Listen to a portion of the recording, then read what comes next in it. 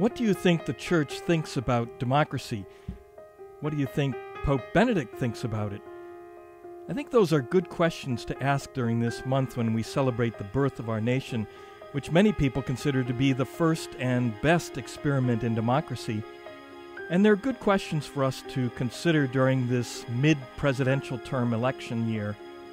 It's obvious that Pope Benedict has a high esteem for democracy because this month he's asking us to pray in his general intention that elections around the world, in every nation, may be carried out with justice, transparency, and honesty, respecting the free decisions of citizens.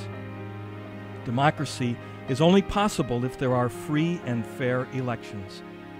But does the Church really value democracy? You bet it does. The Compendium of the Social Doctrine of the Church, quoting from an encyclical of Pope John Paul II, said this: "The Church values the democratic system inasmuch as it ensures the participation of citizens in making political choices, guarantees to the governed the possibility both of electing and holding accountable those who govern them, and of replacing them through peaceful means when appropriate." Pope Benedict echoed that in 2006 when he told a meeting of the Italian Christian Workers Associations, "Fidelity to democracy alone can guarantee equality and rights to everyone." That being said, democracy isn't easy, and that's why the Holy Father wants us to pray for the good exercise of democracy, for fair and just elections around the world. There are many forces that are working against democracy, even in our own country, where we do not face violence and intimidation as we go to the polls. Here are some. First, relativism. The idea that there is no objective truth, and so the majority or most powerful can decide for everyone else what's right and what's wrong. But as Pope Benedict pointed out in his speech at the welcoming ceremony at the White House when he visited the U.S. in 2008, in a world without truth, freedom loses its foundation, and a democracy without values can lose its very soul.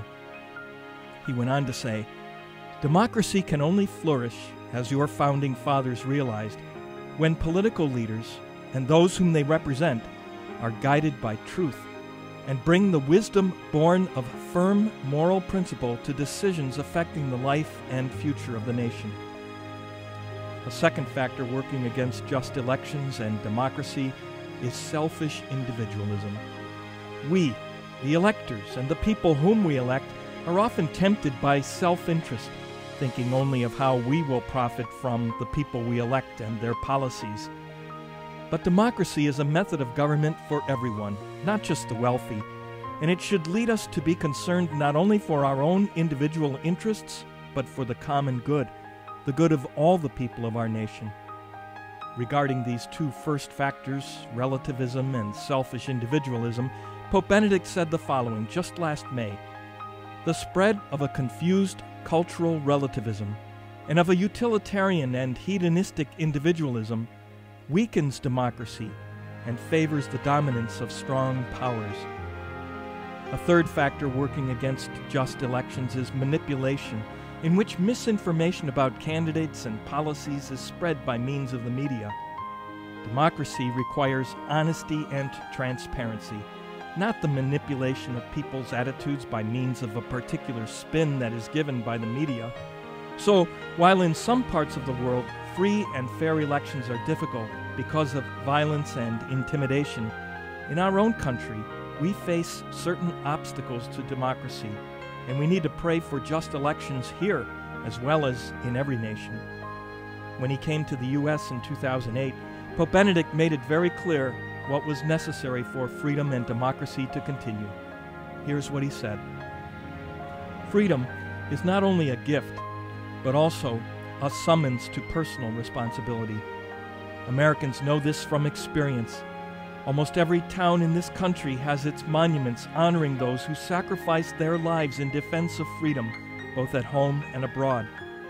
The preservation of freedom calls for the cultivation of virtue, self-discipline, sacrifice for the common good, and a sense of responsibility towards the less fortunate. It also demands the courage to engage in civil life and to bring one's deepest beliefs and values to reasoned public debate. In a word, freedom is ever new. It is a challenge held out to each generation, and it must constantly be won over for the cause of good.